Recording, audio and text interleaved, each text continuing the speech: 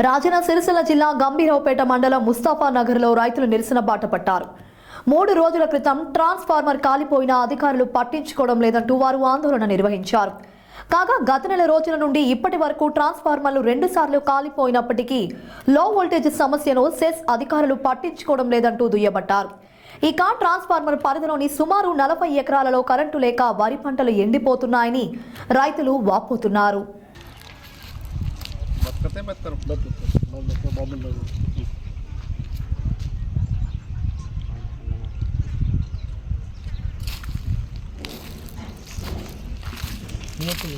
ముస్తాఫానగర్ గ్రామంలో ఈ transformer ముఖ్యత overload, దీని కెపాసిటీ 100 కిలోవాట్స్ అయితే దీనికి మోటార్లు ఎక్కువ ఉన్నట్ల 130 కిలోవాట్స్ 30 కిలోవాట్స్ ఎక్కువ ఉన్నది. దీనివల్ల ఈ మోటార్లు ఓవర్లోడ్ అయ్యి ఈ ట్రాన్స్ఫార్మరు గత నెల రోజులుగా రిపేర్ చేస్తూ కాలిపోతుంది. ఈ ట్రాన్స్ఫార్మర్ మీద కొన్ని ఇల్లీగల్ కనెక్షన్లు ఉన్నాయి. వాళ్ళు ఆల్రెడీ శాంక్షన్ కట్టుకున్నారంట. ఆ శాంక్షన్ కట్టుకున్న రైతులందరినీ కూడగట్టి వాళ్ళకు కొత్త ట్రాన్స్ఫార్మర్ ఎప్పుడైతే దీని మీద ఓవర్లోడ్ ఉండదు. అదేవిధంగా ఈ ట్రాన్స్ఫార్మర్ మొదటి ఊరు కూడా సరఫరా ఉన్నది. గతంలో 3 HP మోటార్లు ఉన్నాయి. 3 HP మోటార్లతోటి ఆటోమేటిక్ గవర్నమెంట్ 5 HP మోటార్లు చేసింది. 5 HP మోటార్లు చేసినట్లో కెపాసిటీ పెరిగిపోయింది. ట్రాన్స్ఫార్మర్ ఓవర్లోడ్ పడి ట్రాన్స్ఫార్మర్ కాలిపోడు, వేరే ట్రాన్స్ఫార్మర్ ఏర్పాటు చేయకపోవడం మూలంగా రైతుల పొలాలు మొత్తం పరిలివిటిని ఎండిపోయింది. రైతులు ఎంత ఇబ్బందులు పడుతారంటే తీవ్ర ఇబ్బందులు పడుతారు. దీని మీద సెస్ ఏఈ గారికి, సెస్ డైరెక్టర్ గారికి ఎన్నోసార్లు విన్నవించడం, దీనికి ప్రత్యామ్నాయంగా ఇంకో ట్రాన్స్ఫార్మర్ కావాలని చెప్పడం జరిగింది. ఆ కొత్త శాంక్షన్ల పేర్లు తీసుకుని మీద పరిధి మించి కనెక్షన్ ఉండడం వల్ల గత నెల రోజులుగా ఈ ట్రాన్స్ఫార్మర్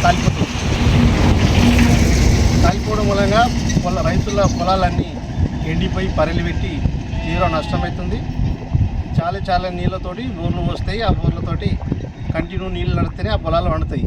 ఇట్లా వారం రోజులు, 10 రోజులు, 15 రోజులు, నెల రోజులు ఇట్లా గ్యాప్ చేస్తే ఆ పొలాలు వారేది ఎప్పుడు, పండేది ఎప్పుడు, రైతు తీవ్ర ఇబ్బందులు గురవుతాడు.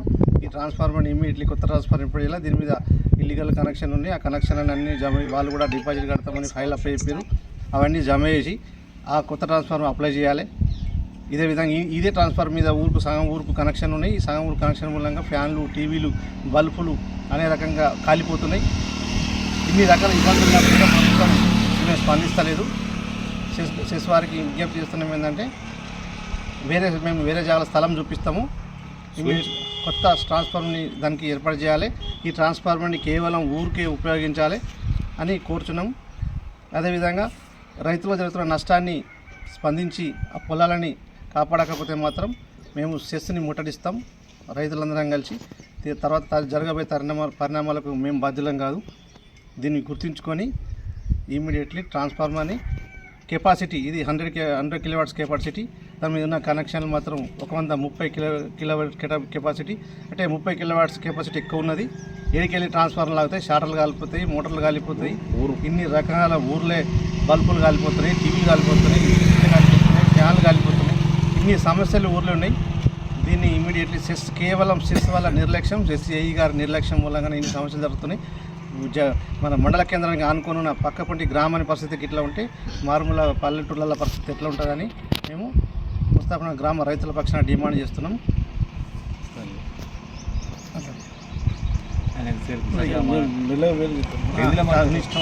హిందీలో మాట్లాడు.